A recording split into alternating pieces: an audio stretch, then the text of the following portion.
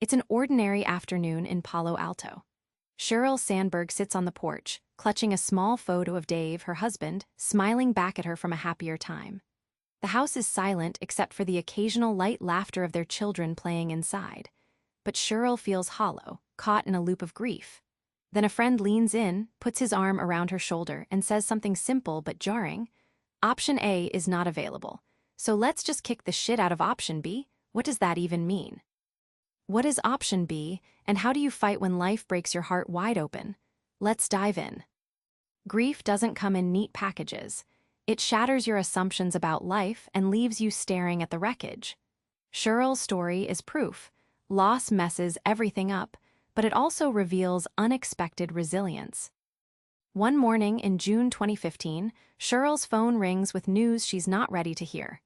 Dave Goldberg collapsed while jogging in their neighborhood. At 48, he was vibrant, full of life, gone in an instant.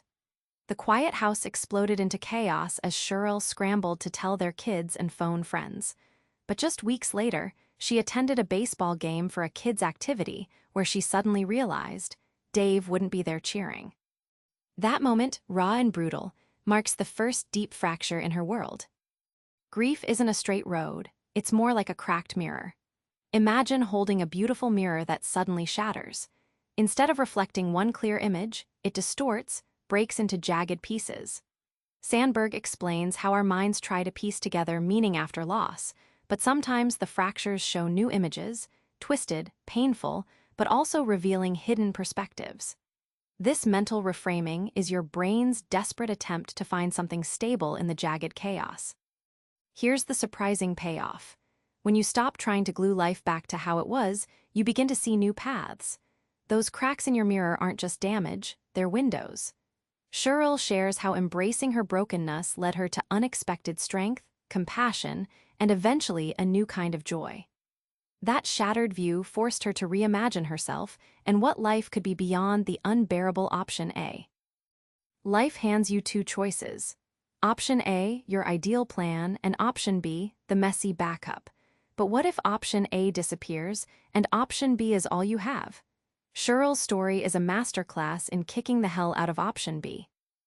After Dave's death, Sheryl's first instinct was to cling desperately to option A, her life as it was, but every attempt to rewind time failed. At a friend's gathering, she broke down, crying out, "But I want Dave."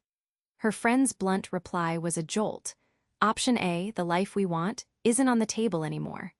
The cold truth was, now all they could do was live option B. That moment forced a brutal, honest reckoning. Think of option B as a fiercely wild garden that sprung up after a fire raised option A's neat lawn. You don't get to pick the garden's design, but you can learn how to tend it, nurture the plants that grow. Sandberg explains resilience like gardening. Sometimes you must throw fertilizer pain on burnt soil to see fresh shoots of hope emerge. It's messy, unpredictable, and very much a fight for life. The surprise twist? Option B isn't the sad compromise. It can become a source of unexpected joy and strength. Sandberg evolves from victim to garden tender, realizing option B life can be full and meaningful. By choosing to face the new reality, you can reclaim your agency, rewrite your story, and find moments of happiness you never thought possible. Resilience isn't magic or born with you, it's built, like a muscle. Sheryl shares how hard conversations, tiny steps, and community pump up your capacity to survive and thrive. After Dave's death, Sheryl couldn't imagine facing a big event, but she began with tiny steps, like going for a coffee with a friend or reading a light book. Each small action felt monumental but slowly built momentum. It was like learning to walk again in a fog, a few inches today, a few more tomorrow. Those tiny victories added up, repaving a life she thought was destroyed. Sheryl discovered that sharing your darkest moments bonds you with others, and those bonds become your resilience web. She joined support groups, opened up about her grief publicly, and found that vulnerability was strength. Just like spiderwebs catch and hold tension without breaking, community support helps distribute the burden so you don't collapse under weight alone. Resilience also means confronting your fears, even when your gut screams no. Sheryl faced the anxiety of single parenting, public speaking, and managing her sadness head-on. Every brave act is like lifting heavier mental weights. Your mind grows tougher with each. This effort changes not only your capacity to survive, but sets the stage for emerging stronger than before. Joy sounds impossible after devastation. But Sandberg reveals it's not about forgetting or replacing. It's about discovering a different kind of happiness that honors the past and embraces the future.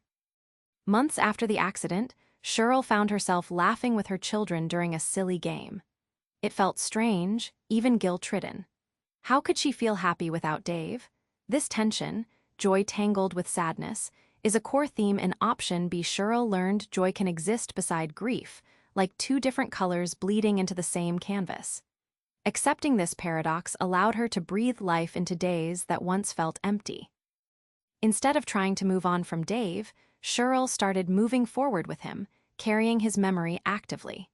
She created new family traditions like telling stories about Dave or celebrating his birthday with their kids. It wasn't about replacing loss but integrating it. This celebration of who Dave was allowed joy to grow naturally from remembrance, not in spite of it. Sandberg credits gratitude as a resilience super fuel. She kept a gratitude journal listing small things, a sunny day, a hug from a child, moments of kindness. This practice anchored her happiness, even on bad days. Gratitude shifted her lens from scarcity to abundance, helping even the darkest days hold light. In the darkest moments, giving back can paradoxically restore your power. Sheryl shows that helping others isn't just noble, it rewires your brain for hope and meaning. One of Sheryl's toughest moments after losing Dave was feeling utterly alone. She found a turning point when she volunteered at a grief support group, not as a mourner, but as a helper.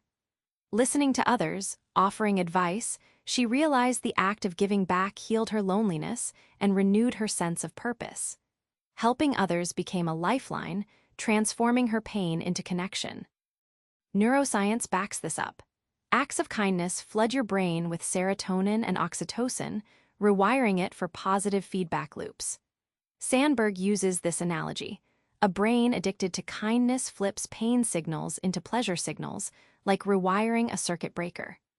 This biochemical magic explains why people who help others often report feeling better emotionally, even in tragedy. Sharing stories with other survivors creates a collective strength that neither could build alone. Sandberg emphasizes that when you open up, you encourage others to do the same. This creates a ripple effect, a gathering of resilience that makes pain more bearable and survival more probable.